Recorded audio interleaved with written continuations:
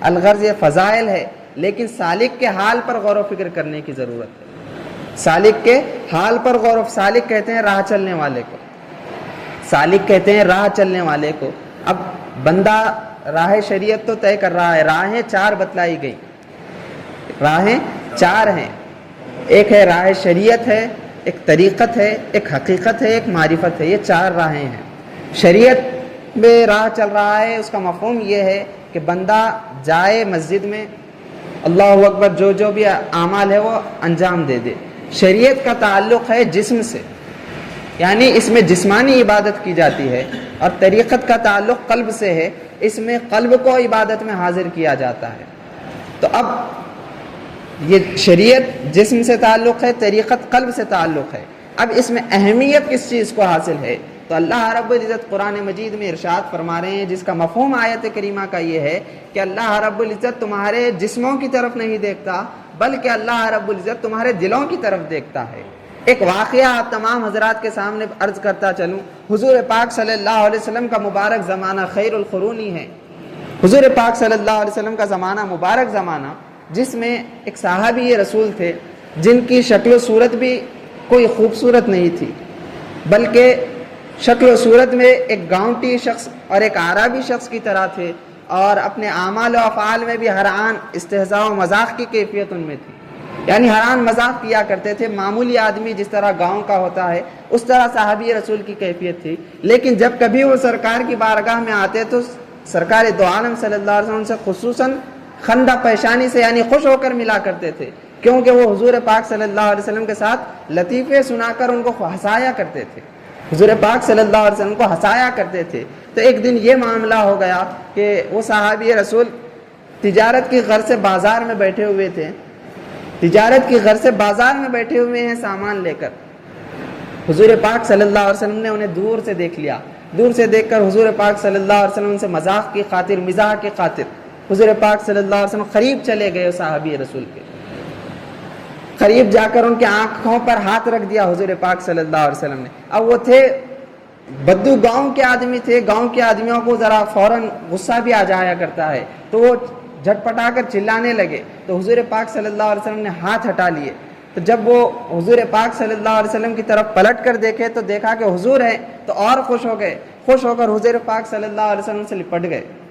حضور پاک صلی اللہ علیہ وسلم سے لپٹ گئے۔ اب یہاں نقطہ ہے واقعے کا جو بتلانا چاہ رہا ہوں، نقطہ یہاں پر آ رہا ہے۔ صحابی رسول جب حضور پاک صلی اللہ علیہ وسلم سے لپٹ گئے تو حضور پاک صلی اللہ علیہ وسلم سے انہیں اٹھا کر اس طرح اٹھا لیا اور اٹھا کر عرض کرنے لگے کہ یہ میرا غلام ہے، اسے کوئی خریدنا بھی چاہتا ہے۔ مذاق میں حضور پاک صلی اللہ علیہ وسلم ارشاد فرما رہے ہیں کہ یہ میرا غلام ہے، اسے کوئی خریدنا بھی چاہتا ہے۔ تو صحابی رسول کے الفاظ پر قربان جائیے، صحابی رسول ارشاد فرماتے ہیں کہ یا رسول اللہ، آپ کا غلام کالا اور سانولا ہے، اس کی کم قیمت آئے گی۔ تو حضور پاک صلی اللہ علیہ وسلم رو کر ارشاد فرمانے لگے کہ اے میرے صحابی، تو بظاہر دنیا کی نظر میں کالا اور سانولا ہے، تیری شکل و صورت خراب ہے، لیکن اللہ رب العزت کے سامنے اگر کوئی حسین ہے تو وہ تیری صورت ہے، اسی لیے حسین ہے کہ اس کے قلب میں ایمان ہے،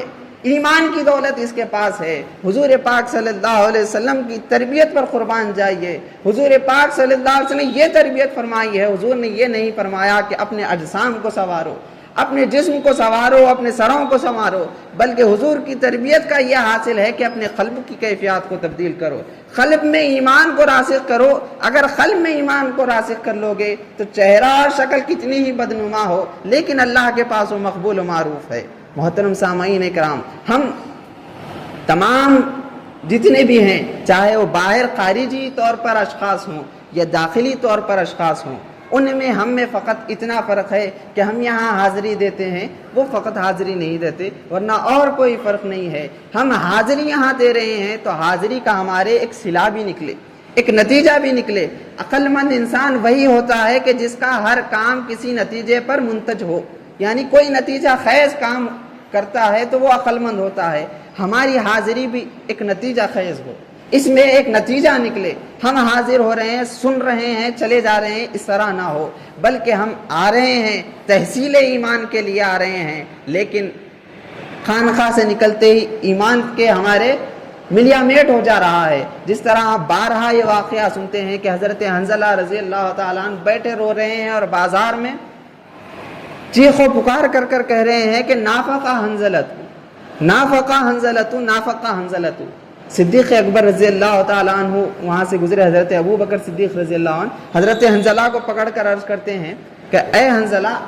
تم تو ایمان والے ہو، تم کیوں کہہ رہے ہو کہ میں منافق ہو گیا، حنظلہ منافق ہو گیا، حنظلہ منافق ہو گیا. تو حضرت حنظلہ رضی اللہ تعالیٰ عنہ ارشاد فرماتے ہیں کہ اے ابو بکر صدیق، جب میں حضور کی محفل میں ہوتا ہوں،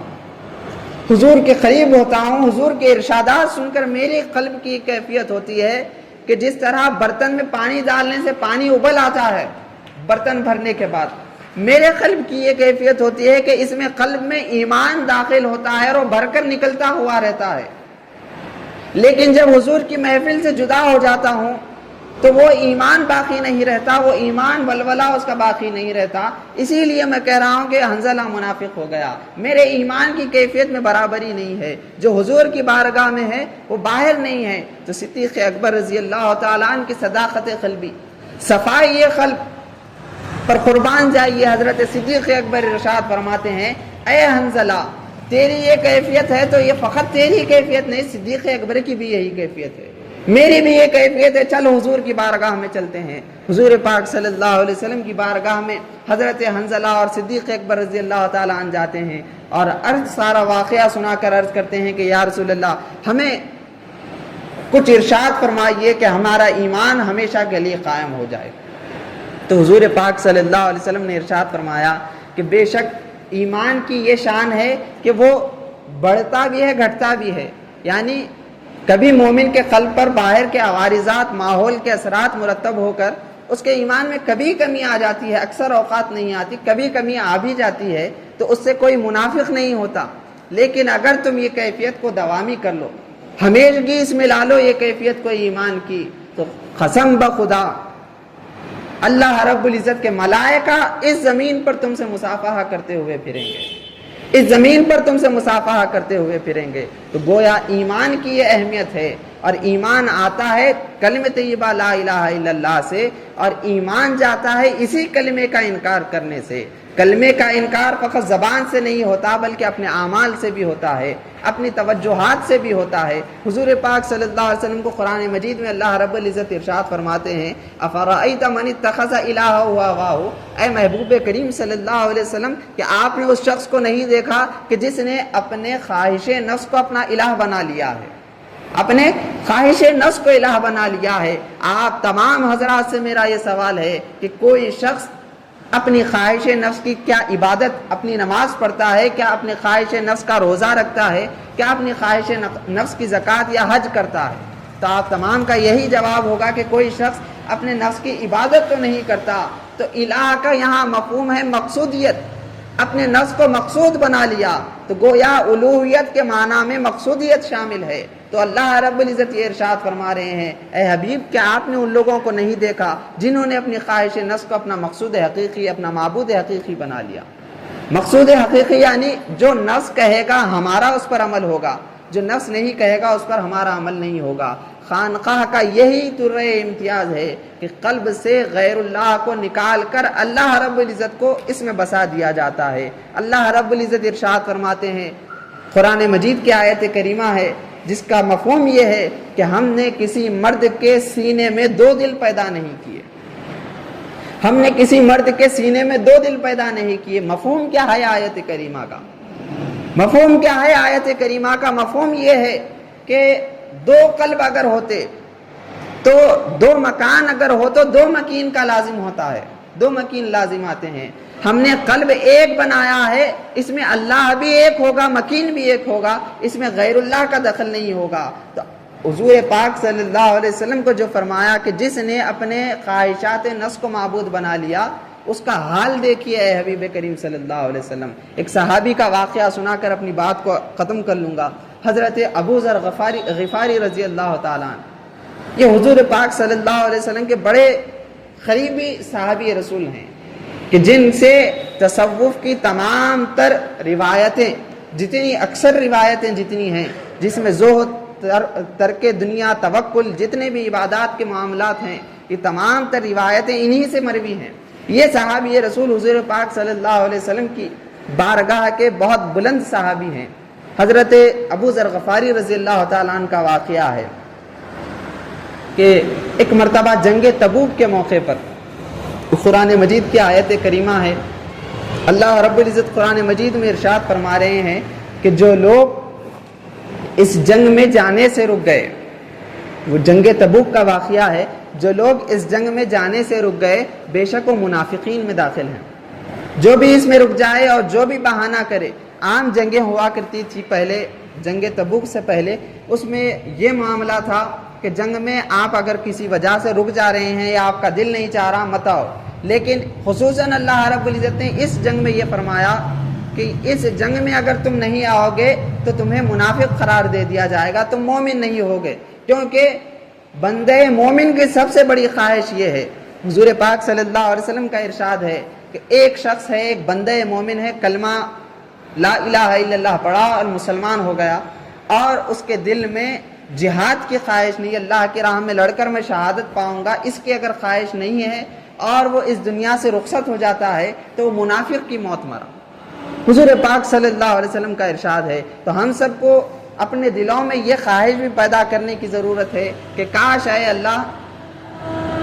امت مسلمہ پر ایسا سخت وقت تو نہ لا، لیکن اگر کبھی سخت وقت آ جائے تو اس شہادت میں میرا نام ضرور ہو، اس کی خواہش ضرور رکھنے کی ضرورت ہے، ورنہ نفاق کی موت پر ہمارا خاتمہ ہوگا۔ الغرض صحابی رسول ابو ذر غفاری رضی اللہ عنہ کا واقعہ ہے کہ جنگ تبوک میں جب یہ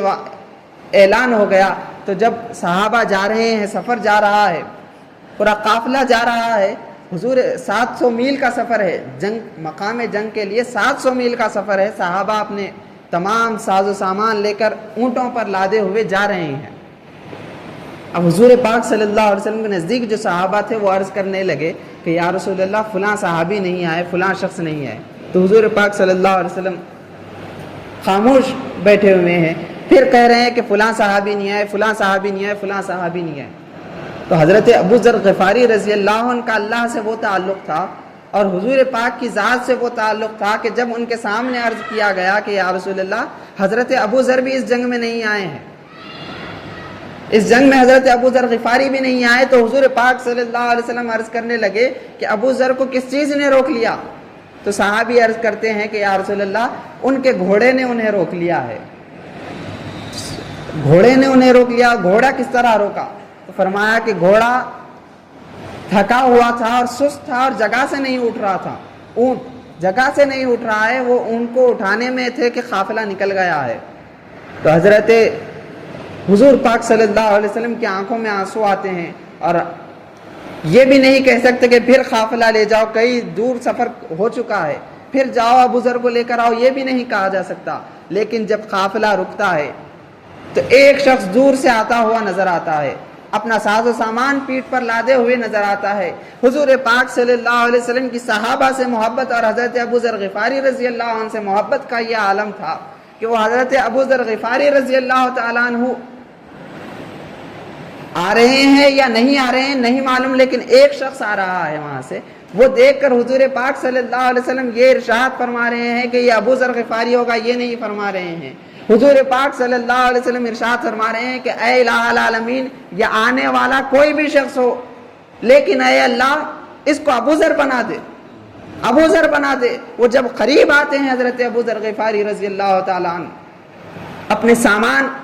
تو تمام صحابہ دیکھتے ہیں کہ یہ شخص ابو ذر غفاری رضی اللہ عنہ ہے۔ حضور پاک صلی اللہ علیہ وسلم عرض کرتے ہیں کہ اے ابو ذر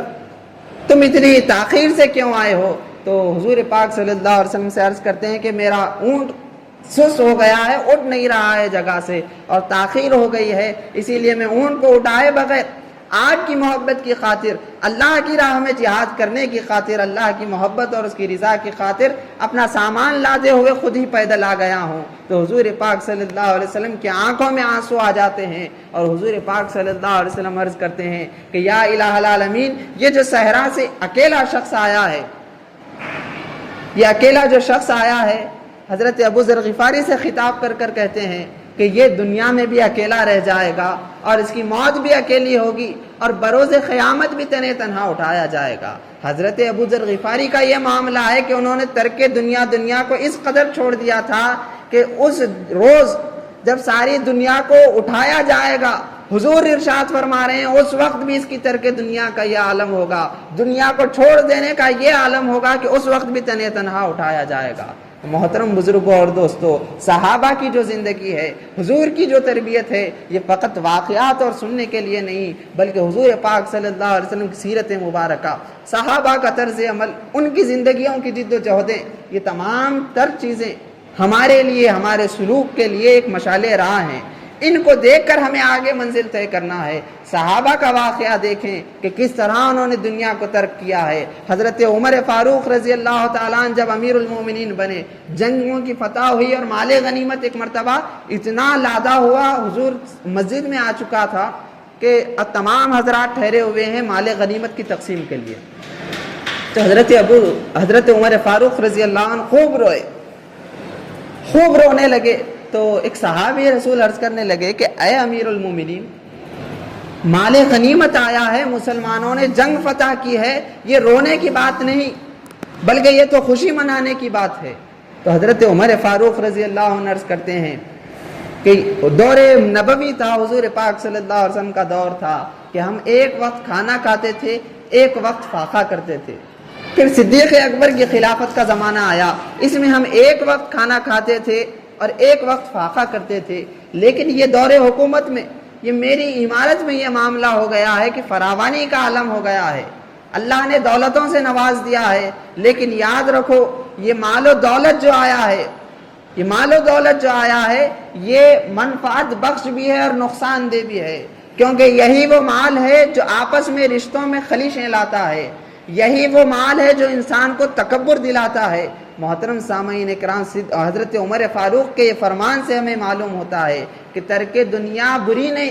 اس لیے اچھی ہے کہ اس میں مولا تعالی ہمیں حاصل ہوتا ہے۔ دنیا کی طرف جانے والے کا دل یہ للچاتا ہے، صاحب دنیا اگر کسی کے پاس مال ہو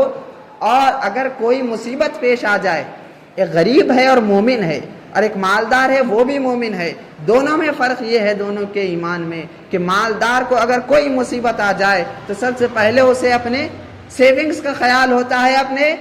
مفاد اور جو بچا کر رکھا تھا اس کا پہلے خیال آتا ہے، اس کے ذریعے میں اپنی حاجتوں کی تکمیل کر لوں گا۔ لیکن جب